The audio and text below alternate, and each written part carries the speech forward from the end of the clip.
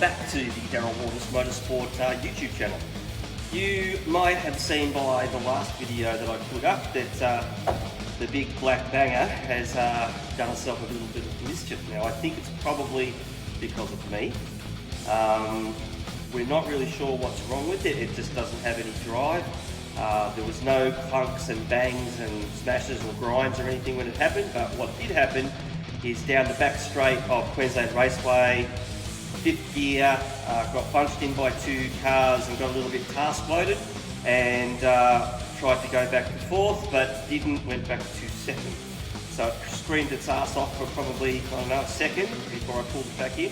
And about half a lap later, actually coming on to turn one at Queensland Raceway, I went to accelerator out of the apex and no drive. So it was running, but wasn't going anywhere. So I pulled into the infield and sat there and tried to figure out what to do. It was still running, so I turned it off, and then, as you always hope that after you leave it for 30 seconds, it's fixed itself and it'll go again. So I powered it up, pressed the start button, and all I could hear was the starter motor turning.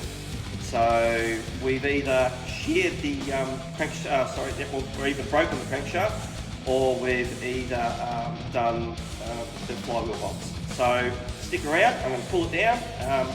Anybody that wants to make any comments about what it might be, have a guess, because I don't know, and it'll all be revealed in real time. So stick around, have fun.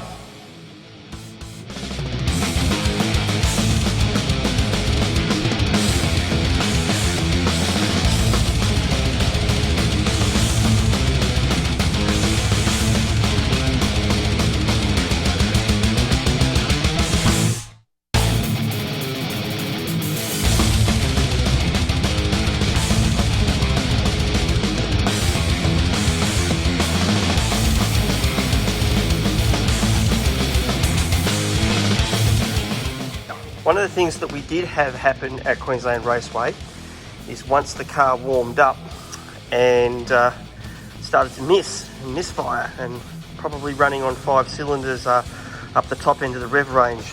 And I think I found out why. Busted manifold. There's half the lug with the stabilising nail. And if we go over here to the actual manifold,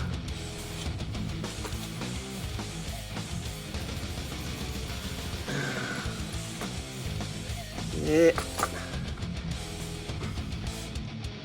there. Yeah, I don't know which one. I think it's this end.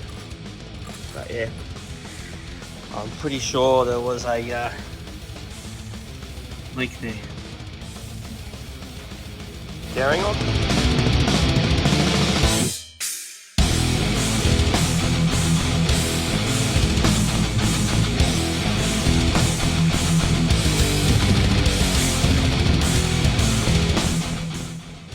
Okay, motors are up, but if you look in here, I did a mechanics apprenticeship years ago, and I always thought that the flywheel comes off with the motor, but apparently not. So we may have found our problem, because the flywheel's sitting in the bottom of the bell housing. Anyway, let's get the motor out and see what happens.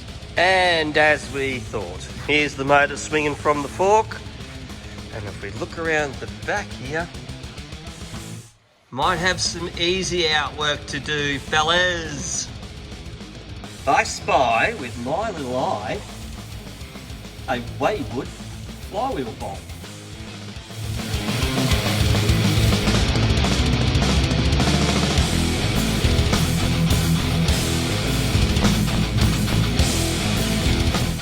Alright, the final outcome, I think it's pretty obvious what's happened. They are not supposed to be that short. And secondly, one would think that it would be ARP or something, but they're not. They're stock Holden flywheel bolts. So that's a good outcome, for want of a better word, I suppose. So there's no damage to the crank, but I'm going to pull it out anyway and take it to the machinist and just make sure that it is not bent or cracked or